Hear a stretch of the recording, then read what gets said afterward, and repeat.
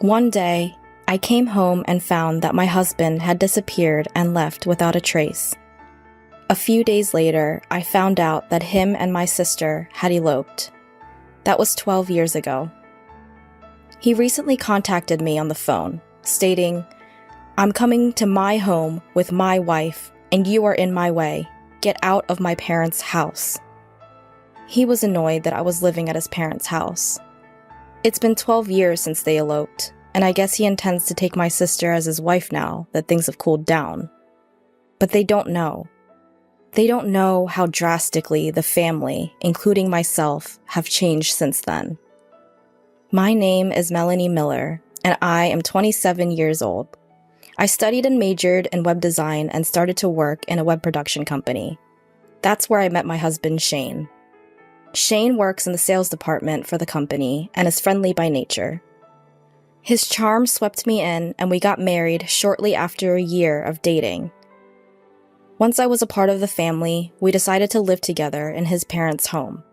By then, I quit my job at the web production company and started work as a freelance web designer. I decided to work from home so that I could keep up with my household and support my husband's lifestyle. At first, I had some trouble finding work, so my income wasn't stable. Now, however, I have no trouble finding work and maintaining a stable income. I could work at my own pace and put my family first. I could spend quality time with my husband and his family during the mornings, evenings, and even before bedtime. I was so satisfied with life. However, I noticed that my husband started to change his friendly attitude, little by little. It all started when I started to make twice the amount of money compared to what I was making 2 months prior at my old job. I was ecstatic to have reached and surpassed my salary that entire day. I couldn't wait to tell my husband when he came home from work. He's going to be so happy for me, I thought to myself. As soon as I knew he was home, I ran up to the front door with a huge grin on my face. "Shane, guess what?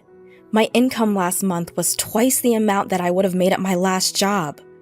"What? Are you serious? Your last job had great benefits and pay, right?"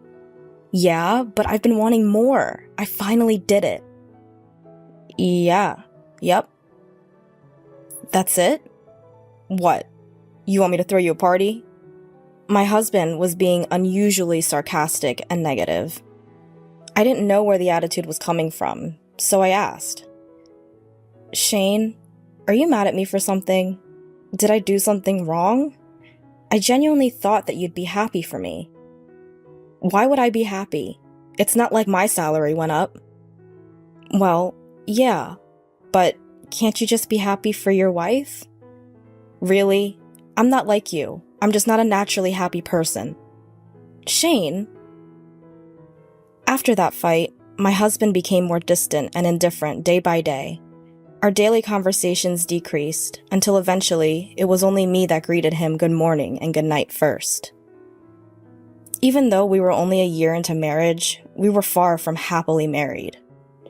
My in-laws, whom we lived with, started to notice the tension and they began to worry, but they never said anything. 2 months went by and the relationship was still the same.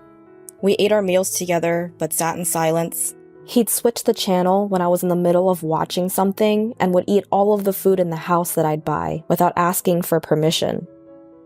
Whenever I tried to confront him, he'd argue with me, so I just kept it to myself.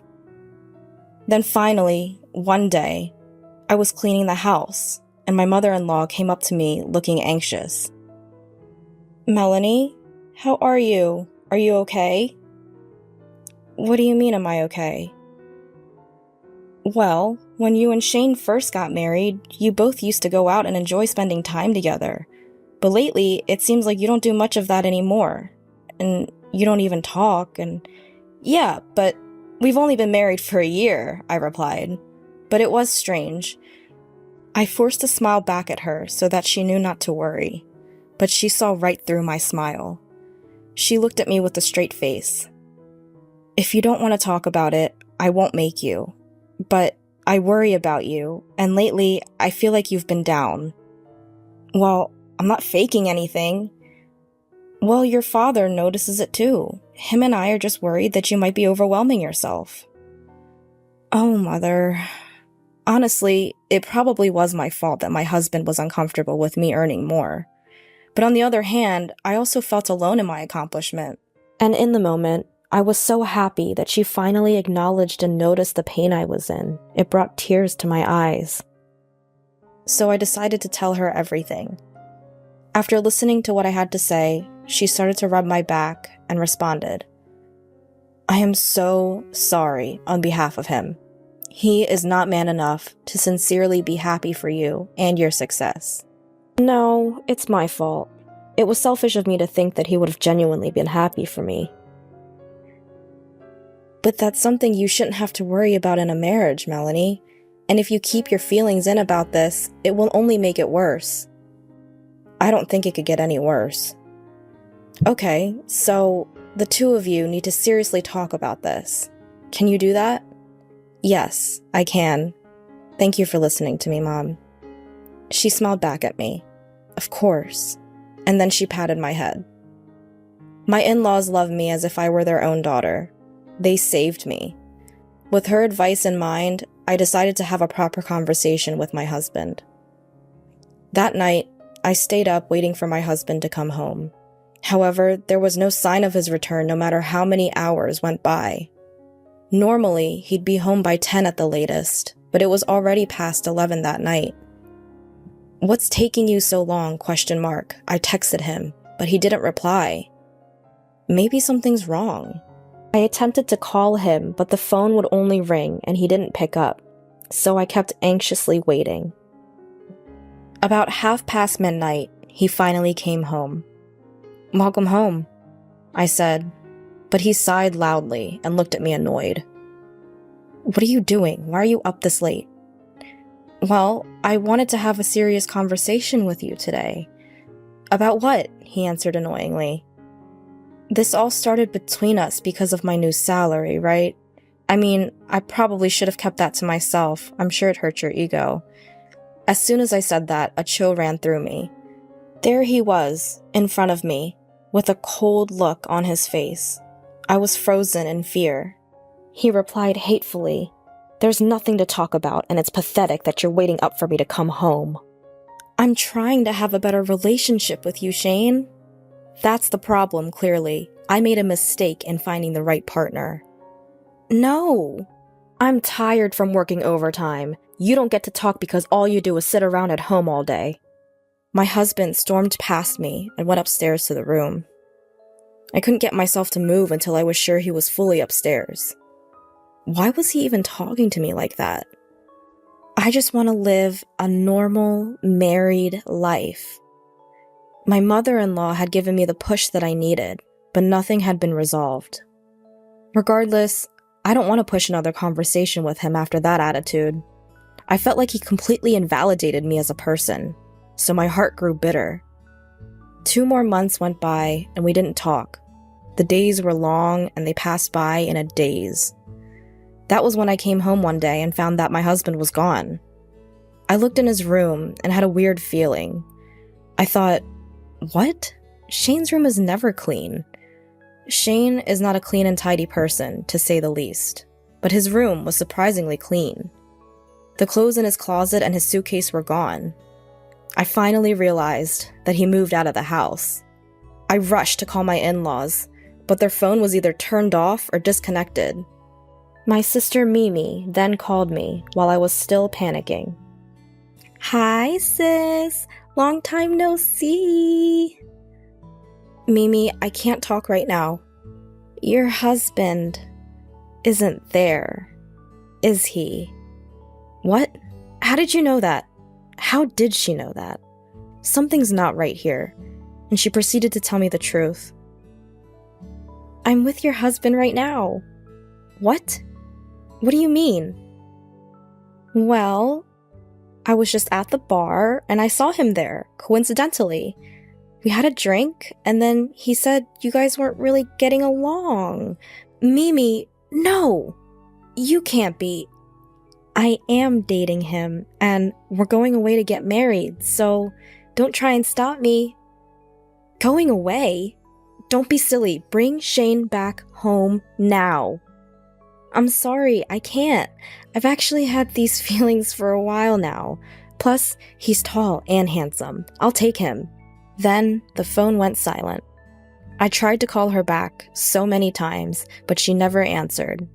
Instead, she sent me pictures. There were dozens of photos of them together, going on dates, smiling. Either way, it was not something I enjoyed looking at. A few days later, I received his signed and completed divorce papers. I called his job, but they told me he'd already resigned. I knew that I didn't deserve to go through this alone. I told my parents and in-laws about the situation and asked for their support. So, apparently, Shane and Mimi are together now. He quit the company on his own, and now he's making me sign the divorce papers. Everyone was speechless. Then, my father-in-law started to speak after processing. Melanie, I am truly sorry for our stupid son. I don't expect you to forgive me. Matter of fact, you don't have to. Oh, Father. And unfortunately, I cannot forgive your sister either. You are like a daughter to me. I cannot forgive them for hurting my precious daughter. Everyone agreed with him in this. It was at that moment when all of us completely changed how we felt and thought about Shane and Mimi. My in-laws were considering moving into a new house at the time. After the situation, they claimed, "I don't want anything to do with my son ever again," and they moved houses without telling him. My parents have also decided to cut ties with my sister. If she were to ever come back, they said they'd pretend as if they don't know her. Someone whose moral compass is so far gone that they'd take their sister's husband is no daughter of ours. That was their reasoning. So then, I decided to take this opportunity to go back home to my parents. I demanded alimony for them in exchange for going through with the divorce. Which he responded, "You get the alimony when I get my divorce." But I eventually received several million yen in alimony with a message that followed, "Divorce me." As soon as the divorce was finalized, I cut all ties with Shane and Mimi. It's been 12 years since the divorce, and a lot has happened since then. My in-laws tore down the house we all lived in and even sold the land. I have become more well-known as a web designer, and my salary is much higher than it used to be. Because of this, I'm able to travel regularly with my parents and live a fulfilling life. Today, while I was working, I received a call. I picked up without looking at the caller ID, assuming it was a client. But it instantly brought back bad feelings. "It's been a long time, Melanie. How have you been?" "Shane? I knew you'd remember your ex-husband's voice. He's talking nonsense, just like before. What do you want? 12 years and now you want to talk?" I could hear him chuckle. "No, you're in my house. Get out within the next 10 minutes. "What? What are you talking about?" "We're in some financial trouble. Anyway, I'm on my way there now. I'm bringing my wife home to my house. You can get out of my parents' house now." Apparently, he still thinks I'm living with his parents. He really thinks that after 12 years, things have cooled down and they'll finally be accepted. In the background, I hear, "That's right, get out of there," coming from my sister. But they really don't know. Do they really think that just because it's been 12 years, all is forgiven?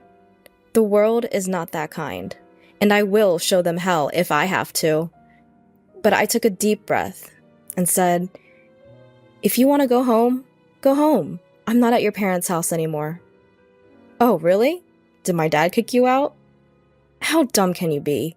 Your parents' house doesn't even exist anymore." "Huh? What do you mean it doesn't exist anymore?" Shane's voice started trembling with anxiety. At that exact moment, he pulled up to where the house used to be. He screamed, "What the hell?" And I could hear the anguish in his voice. I then continued, "As soon as you eloped, we decided to cut ties with you both. Your parents have moved out, and my parents completely disowned the woman you're with. There's nowhere for you to come back to." Are you kidding me? How is this even possible? Believe it or don't. Be my guest. Your parents, my parents, and I don't consider you family. You aren't worthy enough since you both ruin people's lives. That's terrible. But Family! And who ruined your family? Don't ever call me again. I won't let you people ruin my life any more than you already have. As soon as I said that, I hung up and blocked the number. This time, I severed the last connection. After their failed trip to his parents' home, they decided to try my parents. But my parents already disowned her.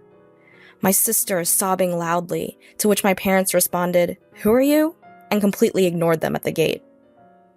Then, they both got down on their knees and started to plead. "Please, parents, please forgive us. We have nowhere to go, please." Shane was following along with Mimi.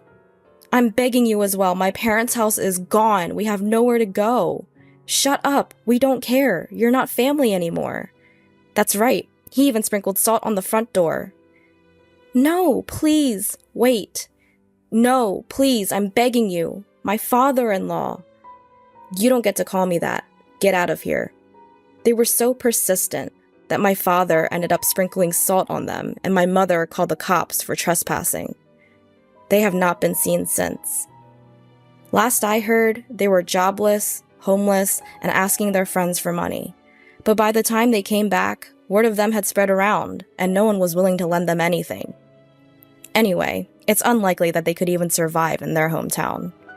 They'd have to start scratch from somewhere else. But they brought that on themselves. They sowed their seeds, and they'll have to suffer for it. Me and my parents, of course, will never see them again. And they will live the rest of their lives full of regret.